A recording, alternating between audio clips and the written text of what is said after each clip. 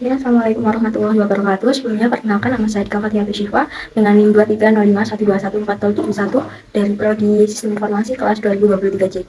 Di sini saya ingin menjelaskan analisis mengenai dua studi kasus yang ada pada tugas MSDM. Nah, dalam kasus yang pertama ini disediakan dua situasi, yang mana di situasi pertama yaitu perusahaan bernama Red Center diserang karena menggunakan tes kepribadian bernama MMPI untuk menilai karyawan yang ingin naik jabatan. Tes ini biasa digunakan untuk mengidentifikasi masalah psikologis. Nah, kasus ini menunjukkan bagaimana penggunaan tes tersebut bisa melanggar hukum yang melindungi hak individu dengan gangguan mental.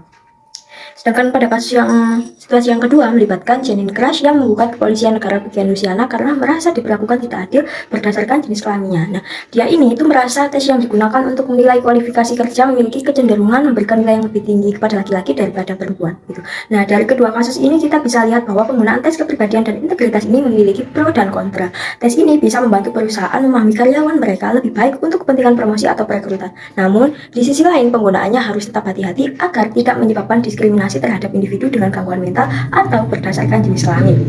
Nah, kalau saya sendiri lebih cenderung menentang atau kontra terhadap penggunaan tes kepribadian dan integritas ini dalam proses perekrutan dan promosi.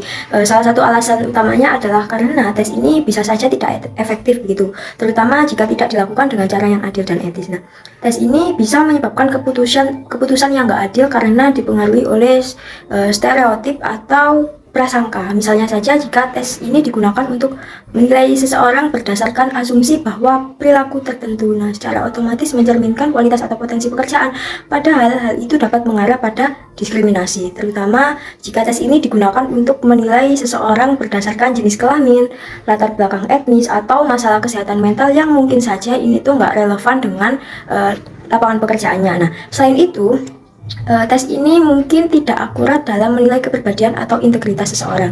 Nah, kenapa? Karena hasil tes ini tuh seringkali tidak sepenuhnya mencerminkan kepribadian atau integritas seseorang dengan benar, dan bisa saja dipengaruhi oleh beberapa faktor seperti stres atau bahkan kondisi lingkungan saat tes ini dilakukan. Jadi, mengandalkan tes ini sebagai satu-satunya alat evaluasi ini bisa menghasilkan keputusan yang nggak objektif atau nggak akurat, yang mana dapat merugikan si calon karyawan ini.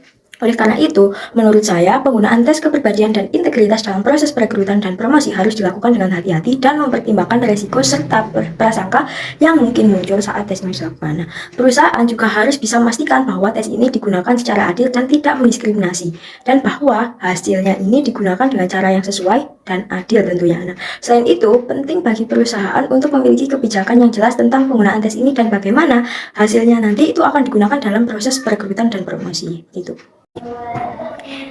Sedangkan pada studi kasus yang kedua itu disajikan bahwa manajer mulai mencari informasi mengenai latar belakang karyawan melalui internet seperti situs web pribadi dan jaringan online. Nah, mereka ini percaya bahwa ini tuh memberikan gambaran yang lebih baik tentang calon karyawan daripada formulir aplikasi biasa. Namun, informasi online sulit dihapus dan bisa merugikan jika digunakan dalam seleksi pekerjaan. Oleh karena itu, kita harus hati-hati saat memposting informasi pribadi secara online, karena ini bisa saja digunakan dalam keputusan rekrutmen di masa depan.